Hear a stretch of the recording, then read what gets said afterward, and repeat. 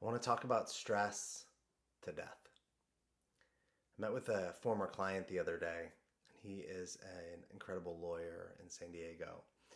And he shared with me that he knows multiple male litigators that have committed suicide in recent months. And he also shared with me that they were all men. They all had families, wives, children. They were all actually very successful and good at what they did. They all financially made good money. I say that because we don't know what was actually going on behind the scenes financially.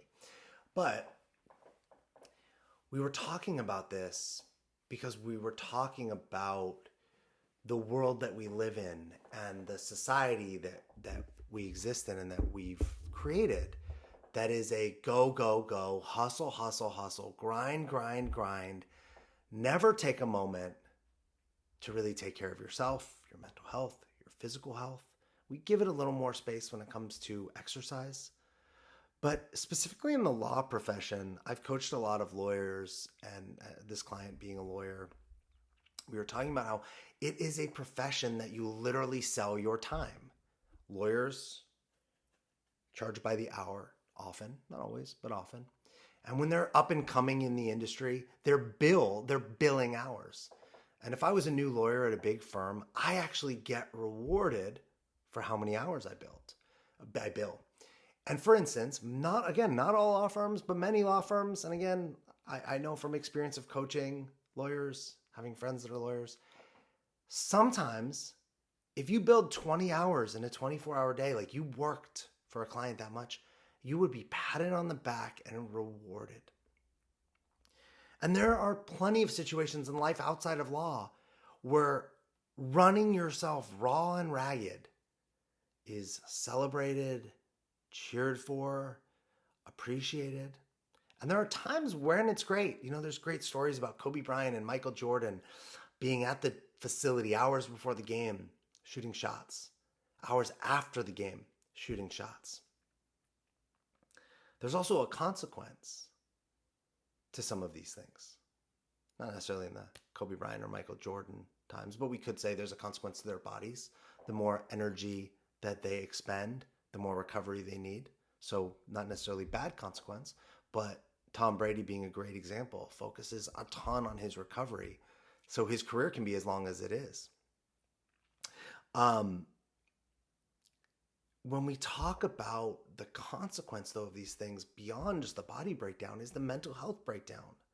How is it that most of us want a career, something we like to do, we want to make money, we want a family, we want security? How is it that we are creating lives, professions, success in all these areas, and yet still we get ourselves to a place where we would take our own lives?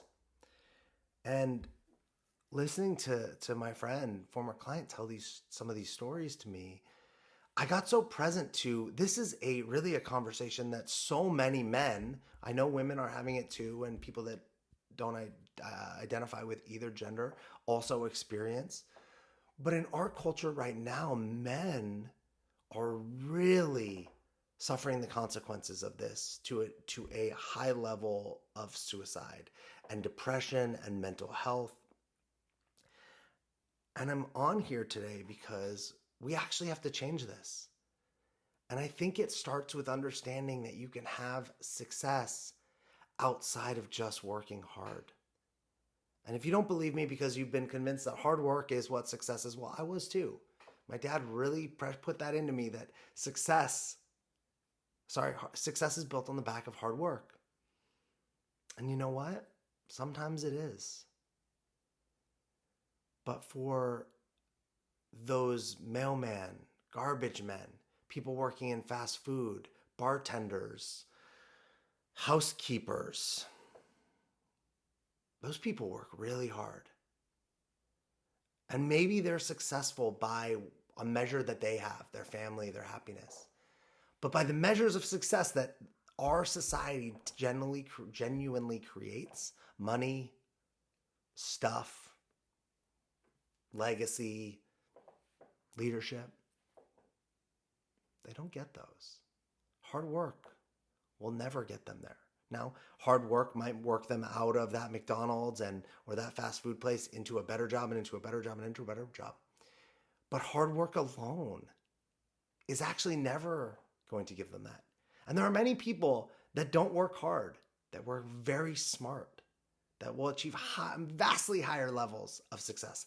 There are many people that have much more successful lives that don't work hard or smart, but simply enjoy their lives because they focus on things like their families, meditation, being in nature.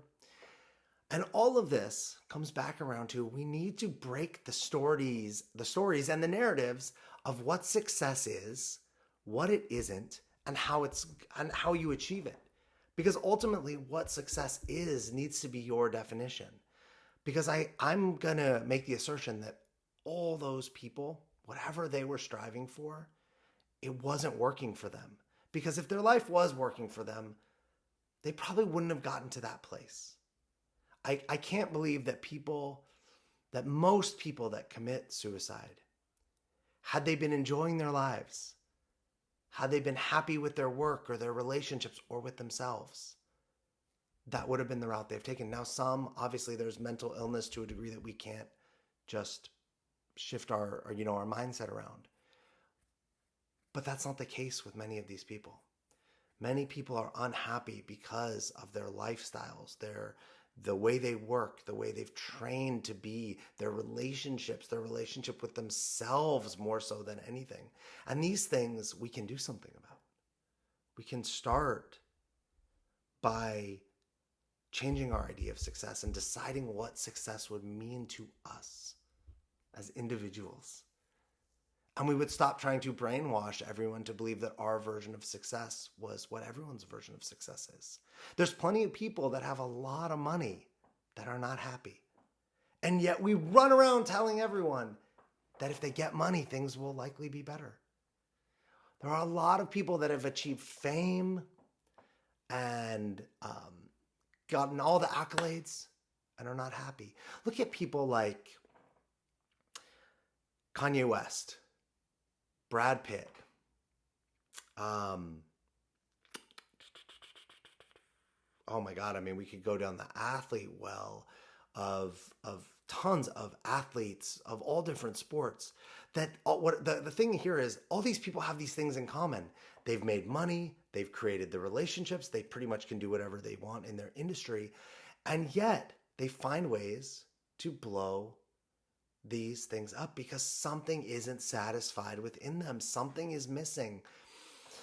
Something is lacking that has them blow up the relationship or blow up their career or hurt or damage themselves.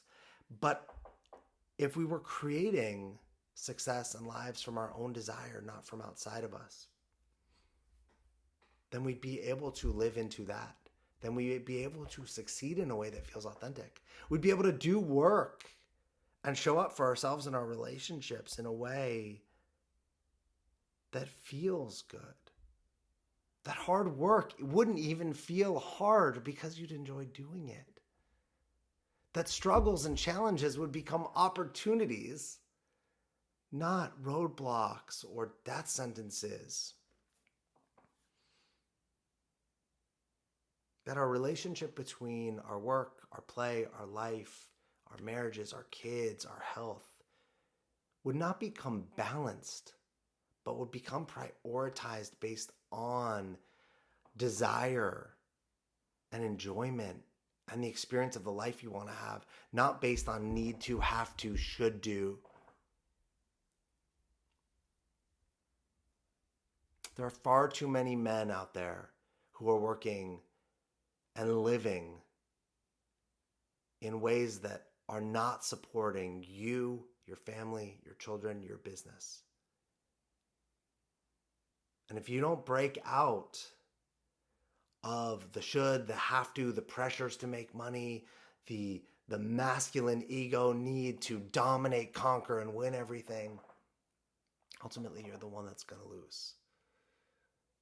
Men, we have an opportunity to be better, to be kinder, to be more loving, to be happier, to find more enjoyment, to be more self-expressed, to be more authentic. Not just to other people, but to ourselves first. And if we can do those things and give those gifts to ourselves, then we can shower those same exact gifts onto everyone else. And I guarantee we can not only be happier and more fulfilled, but we will absolutely be more successful, because it's so much easier to thrive and succeed and win when you're actually mentally in a good place, when you're actually sourced and empowered and fully filled up and fueled.